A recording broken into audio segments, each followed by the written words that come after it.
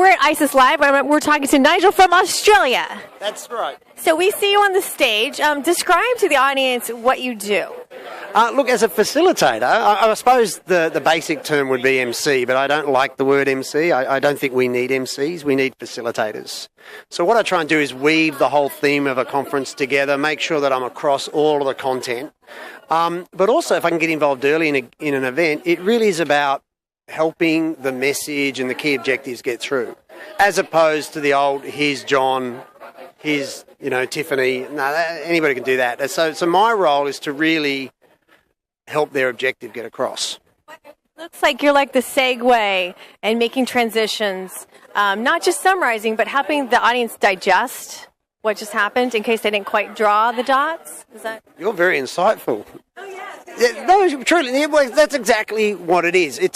The thing is, people go to conferences all the time, they listen, they go back to work, they get busy and they forget stuff. So it's my role as a facilitator to get them engaged with the content, to get them embedding the content, revisiting it, and then actually doing something with it. So I'll often end up doing an opening or closing keynote, I'll do facilitative workshops, whatever we need to do to make sure that the audience take action on what they've learned. Because a conference is about getting people to change behaviours, right? It's about getting them to do stuff.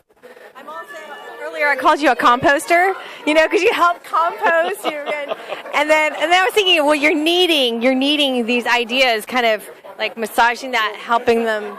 Yeah, so my background is as a content and creative director in events. So I grew up with an entertainment business. I know this industry like the back of my hand. I don't know the back of my hand actually that well, so. Okay.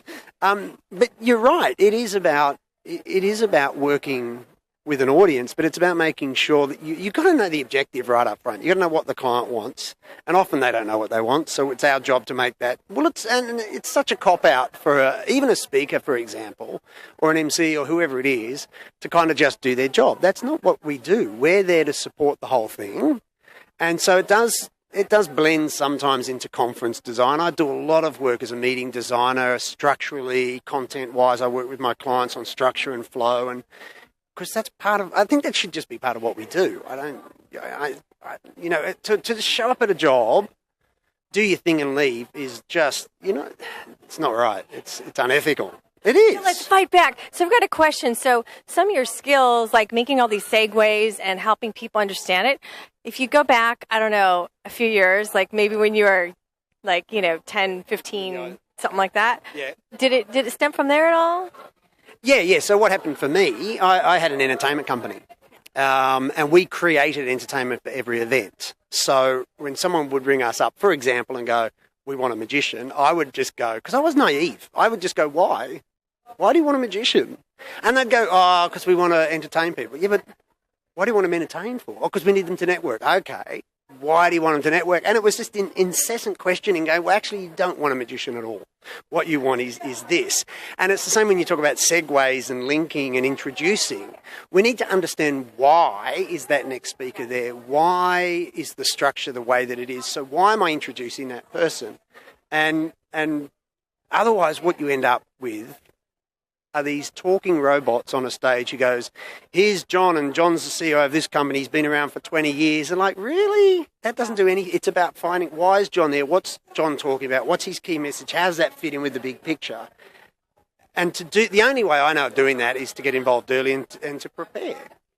And when he was talking about that, I can see the kid going, why, Mom? Why, Mom? And why is the sky blue? That was you, wasn't it? Yeah. Very good, very good. And we should. And then you got to go, why? Because a lot of clients, they don't know why. It's our job to help them find out why. And then once you've got the why, then you can go, how am I going to do that?